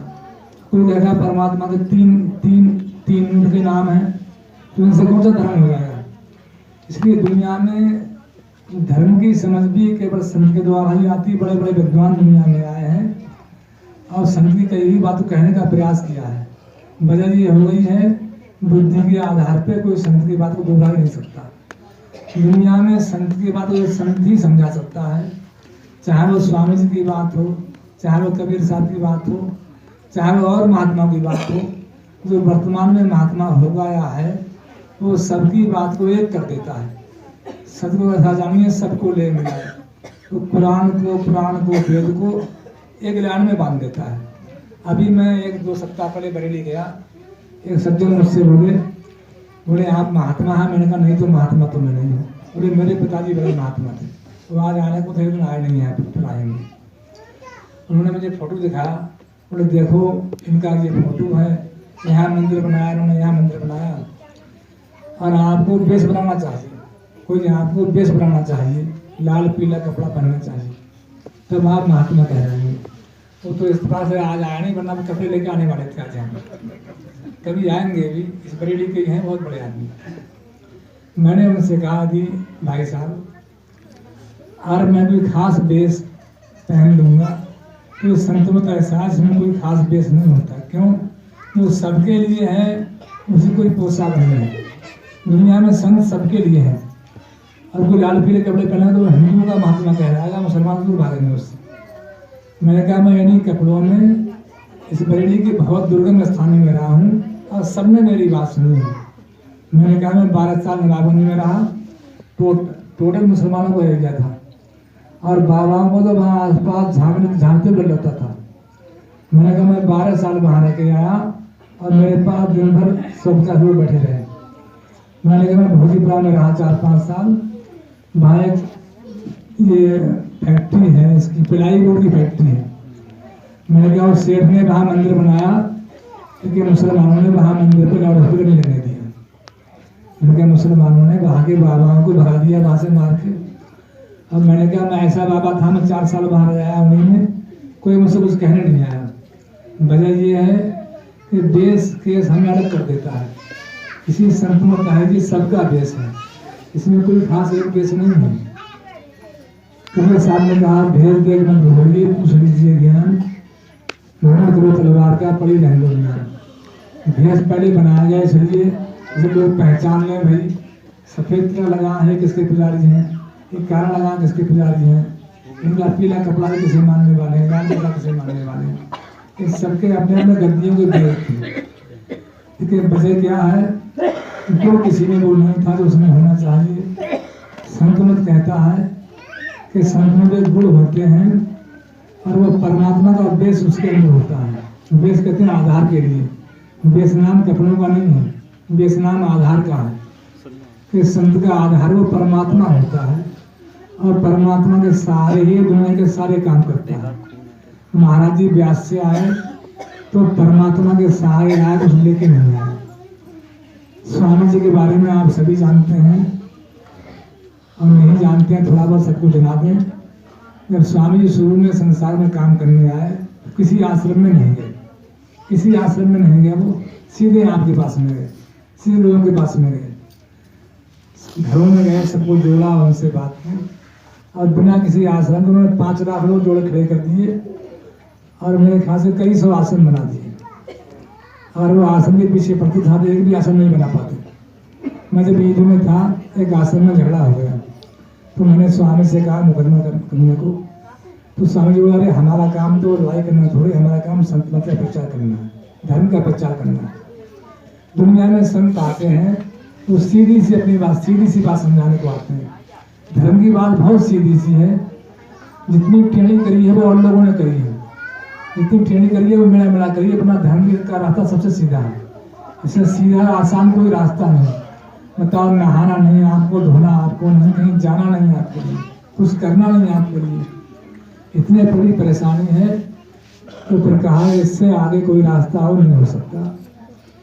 तो आज आपके आने का बहुत बहुत धन्यवाद है, और धन्यवाद आपके आने का क्या है, स्वामी जी आपको बुला के लाते हैं, और उन्हीं के चरणों में आप यहाँ पर आते हैं। रही मेरी बात, मैं तो कहा कबरा गुप्ता राम का मोती मेरा नाम, घर में रस्सी नाम की जहाँ कहीं चटा जाए। मुझे खुद ही नहीं मालूम है कल मेरा क्या होगा, मैं कहाँ जाऊँगा, क्या होगा क्या नहीं होगा। इतना मुझे मालूम है कि जहाँ स्वामी जी ले जाएंगे मुझे वहीं जाना पड़ेगा। मुझे याद तो है भैया जी ने सब गाया था, जहाँ नाथ रख दोगे वहीं मैं रहूँगा, जो जो कहोगे सो सो करूँगा। लेकिन ये कहना आसान था, करना बहुत मुश्किल है। कितना आसान है कह के सुनाना, कितना मुश्किल है करके दिखाना। ये बहुत मुश्किल कार्य है। दुनिया में संत उसे कहा जिसने परमात्मा को पा लिया है। परमात्मा को पाना क्या होता है कि परमात्मा कोई भौतिक रूप में प्रकट नहीं हुआ है, परमात्मा धाराओं के रूप में प्रकट हुआ है। वो धारा ही परमात्मा की संत में समाई होती है, और संत उन धाराओं से ही दुनिया की सारी बातें जानता है, उन धाराओं से ही सीखता है, धारा ही दुनिया के सारे काम करता है। अब कोई मनुष्य होगा तो यहाँ बैठा रहेगा, वो तुम्हारा काम कैसे करेगा? लेकिन परमात्मा हर धारा से सारी बात जानता है। वो धारा ही गुरु को बताती है कि आपके मन में क्या है। कई बार सोचते गुरु ने हमारे मन की बात कह दी, उसने कुछ भी नहीं सोचा, उसने आंख बंद की, जो लिख के आ गया वही उसने कह दिया। उसने सोचा जो लिख के, कई बार स्वामी जी ने कहा कि महाराज जी आए, ये कहा वो कहा, ना महाराज जी आए ना महाराज जी कहीं से गए। महाराज जी तो वो खुद ही वो थे, आए कहाँ से महाराज जी। फर्क ये होता है मोबाइल है ये आपका, इसमें मैसेज आता है, लेकिन सब लोग नहीं पढ़ सकते, कुछ पढ़ सकते हैं। तो परमात्मा अपना संदेश संसार में सबको देता है। उसका संदेश पढ़ना क्या है, जो उससे जुड़ जाता है उसका संदेश पढ़ लेता है, ऐसा हो जाता है।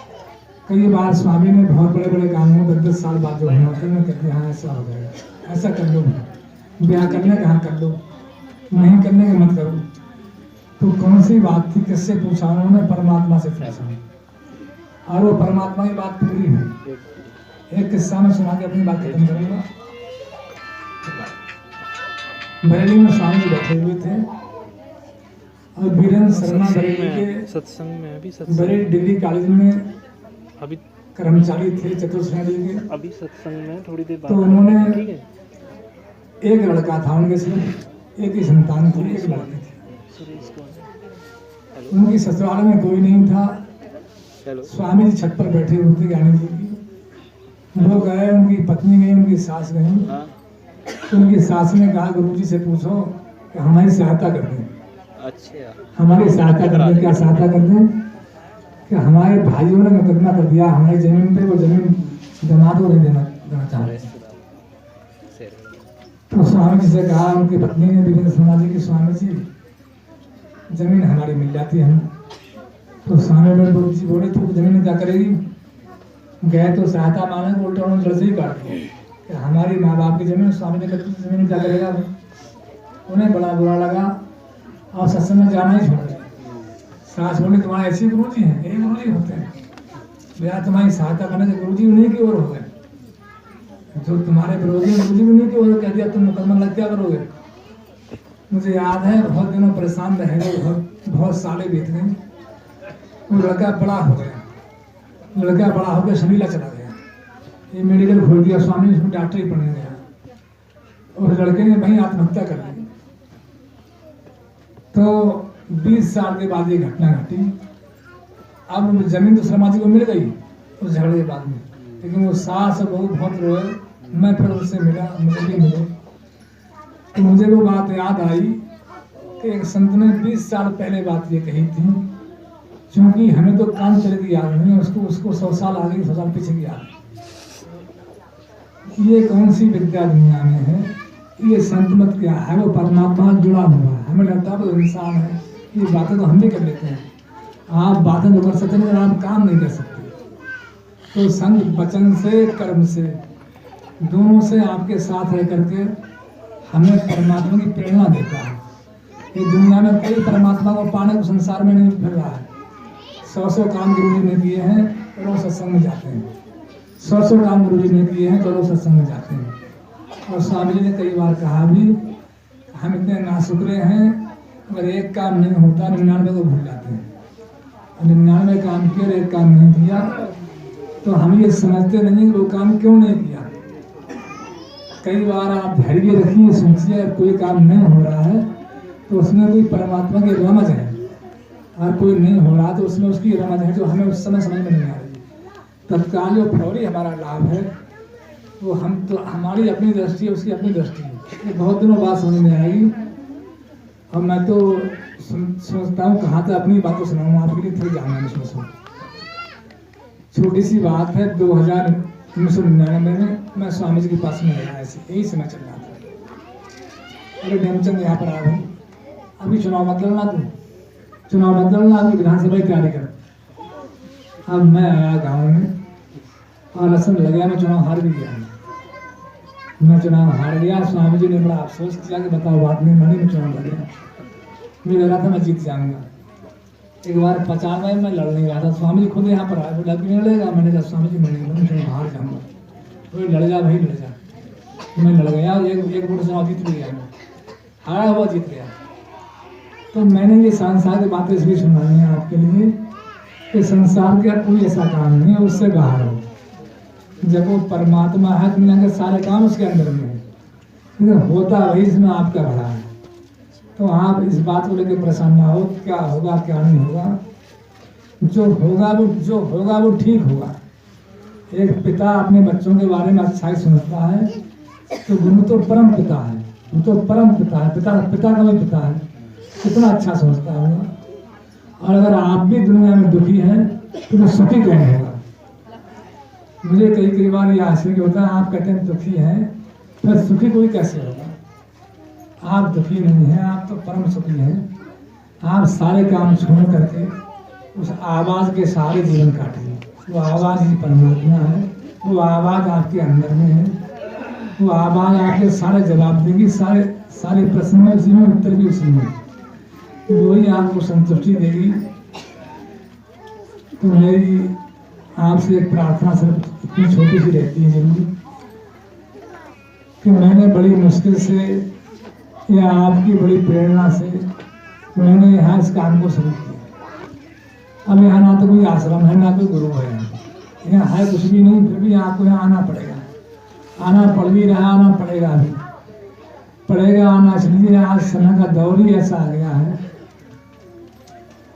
मुझे कोई बीमारी नहीं थी कि 60 साल की उम्र में सत्संग को शुरू कर देना, और अब तो मेरी उम्र 70 साल करीब होने जा रही है और मैं इतना परेशान हूँ एक महीने से कि बोलना छोड़ो, बैठने में दिक्कत हो रही है। 8 दिन बिना खाना खाए पीते हैं, बहुत बुरा मेरा हाल है। तो भी मुझे जाना पड़ रहा है, अभी भी बैठना भी पड़ रहा है इस काम के लिए कि मेरे स्वामी जी का काम या आपके स्वामी जी का काम आगे बढ़े। बड़ी मुश्किल से संत ने ये काम किया है। हम समझते हैं कि महात्माओं से क्या गया, सही पूछो, इस मत के महात्माओं ने बड़ी परेशानियां उठाई। बाबा सावन सिंह थे, 90 वर्ष की उम्र में पहाड़ों पर चढ़ते रहे। क्यों चढ़ते रहे कि एक गरीब से गरीब आदमी तक उन्होंने अपनी बात पहुंचाई। रास्ते 2 तरह के होते हैं, एक महात्मा होते हैं वो राजे महाराजा के पास जाते हैं। हमने स्वामी दयानंद की जीवनी को पढ़ा, वो कहीं आम लोगों में नहीं गए, तो कहीं उदयपुर के राजा के यहाँ गए, कहीं अजमेर में राजा के यहाँ गए। जब राजा के यहाँ गए तो उसने बुलाया सबने, सारी प्रजाएं उनकी बात को मान लिया। ये संत मत ऐसा है, हम लोग राजा के यहाँ नहीं जाता है, ये आपके यहाँ आते हैं। ये शुरू से नीचे से ऊपर की शुरुआत करते हैं, राजा बाद में आते हैं, प्रजा पहले आती है। आप थोड़ा मेरी बात को सोचें, यहाँ जो है प्रजा पहले, प्रजा का मतलब आप लोगों से चीज जुड़ाव पहले होता है। ये कठिन काम है, जो काम आसान है, एक के यहाँ चले गए 1,000 को बुला लिया, ये काम बड़ा कठिन है। स्वामी जी ने गाँव जाकर लोगों को जोड़ा। मुझे याद है सोमवार रोटिया स्वामी जी गए, कई बार गए और उन्हें रात हो गई लौटते हुए। बहुत ठंड का मौसम था, यहाँ से कोई साधन बरेली जाने को नहीं था। यहाँ आके रुके, बोले नेमचंद जाना हमें अभी बरेली है। क्या करें, शेरड़ भाग के गए, जो सवारी करके थी। और ऐसे अनेक मोड़ ऐसे हुए, बहुत रात तक चलना, बहुत रात में पहुँचना, किस लिए कि आप तक धर्म की बात पहुँचाई जा सके। तमाम महात्माओं ने इस तरह कोशिश की है और धर्म का मार्ग संसार में प्रशस्त किया है। अब ये सारी मानव जाति के लिए है और सारी मानव जाति की जिम्मेवारी है। यदि धर्म की रक्षा नहीं की गई तो मानवता अपने आप खत्म हो जाएगी। क्यों खत्म हो जाएगी? स्वामी जी ने कहा है लड़ाई तो आपके अंदर से है। व्यक्ति की लड़ाई समाज में पहुंचती है और समाज की लड़ाई देश और देशों में पहुंचती है। यदि आप धर्म पे होंगे तो दूसरे लोग भी आपको देख के धर्म पे होंगे। तो आज से आपका एक छोटा सा काम है कि अपना जीवन गुरु के लिए जीना शुरू करो। चाहे नौकरी करो, खेती करो, कोई भी काम करो दुनिया में, गुरु के लिए रहकर करो। सब कुछ करो उसी के लिए। 1% परसेंटेज मत निकालो, यहाँ पर 2% दो। स्वामी ने कहा कि 10% देना चाहिए और मैं तो आपसे कह रहा हूँ कि आप परसेंटेज लेंगे तो फुल परसेंटेज चाहिए। आपका पूरा जीवन चाहिए, हिस्सा नहीं चाहिए उसमें से। आपके सारे काम जैसे हो रहे थे वैसे ही होंगे ना। स्वामी जी कहीं गए हैं और जब संत एक बार संसार में आ जाता है और तब तक नहीं जाता है जब तक दुनिया संसार में जब तक जो दुनिया रहती है। स्वामी जी ने वेद का भाष किया है। वेद ने बहुत बार कहा कि संत को अथेत का इति।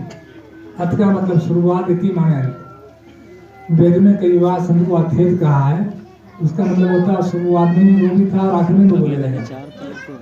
तो संत वो नाम है, नाम परमात्मा का प्रकट रूप है, जिसमें नाम प्रकट होता है उसका नाम संत होता है। अब नाम कहाँ प्रकट है, वहीं से आपको मिलेगा। दुनिया में आप कहीं ढूंढ जाइए, नाम कहीं नहीं मिलेगा, और नाम कोई आपको दे भी नहीं सकता। मुझे याद है 4-5 साल हो गई, लोगों ने बड़ा बड़ा जोर लगाया कि तुम नाम दान दो, तुम नाम दान दो, ऐसा होगा वैसा होगा। अभी 5-6 महीने पहले बड़ा दुनिया में जोर शोर हुआ। एक महात्मा जी हैं, डाल दिया लोगों ने जो है व्हाट्सएप पे कि वो सरीला जा रहे हैं और डीएम मांगे, एटीएम मांगने बिठा के आएंगे। अरे भाई सोचो, किसी भी महात्मा को दुनिया में गद्दी से क्या लेना, डीएम से क्या लेना, सीएम से क्या लेना, ये बातें बहुत बात की होती हैं। संत संसार में आपके लिए आते हैं, अपने जीवों के लिए आते हैं, वो ना डीएम के वास्ते ना सीएम के वास्ते आते हैं। इसीलिए आपका संत से मिलाप हो गया है, आपका धर्म की समझ आई है, और जब धर्म की समझ आपको आई है तो आप तो इतने लोग हो दुनिया में।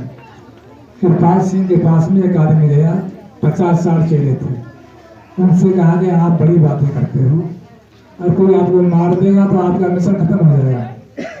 महाराज जी ने कहा कि अभी तो मैं अकेला हूँ और बाद में ये 50 लोग कृपाल सिंह बढ़ते काम करेंगे। आप में वही शक्ति है, कोई भेद नहीं है। शिष्य गुरु में इतना ही भेद तो है, गुरु परमात्मा जोड़ा, शिष्य जोड़ रहा है, आप जोड़ रहे हैं, वो जुड़ चुका है। कोई ज्यादा लंबा चौड़ा फर्क नहीं है, आप भी वही बन सकते हैं, गुरु शिष्य में कोई फर्क नहीं है। आज अब मेरी जो है तबीयत ठीक नहीं है, मैं बहुत देर नहीं बोल पा रहा हूँ, क्षमा चाहता हूँ आपसे इस बात के लिए। किसी को कुछ बात करना होगी, मैं बैठा हूँ यहाँ पर। इसके बाद सत्संग मेरी वजह समाप्त है, लंगर होगा और कोई भाई बहन नाम लेने को आया होगा।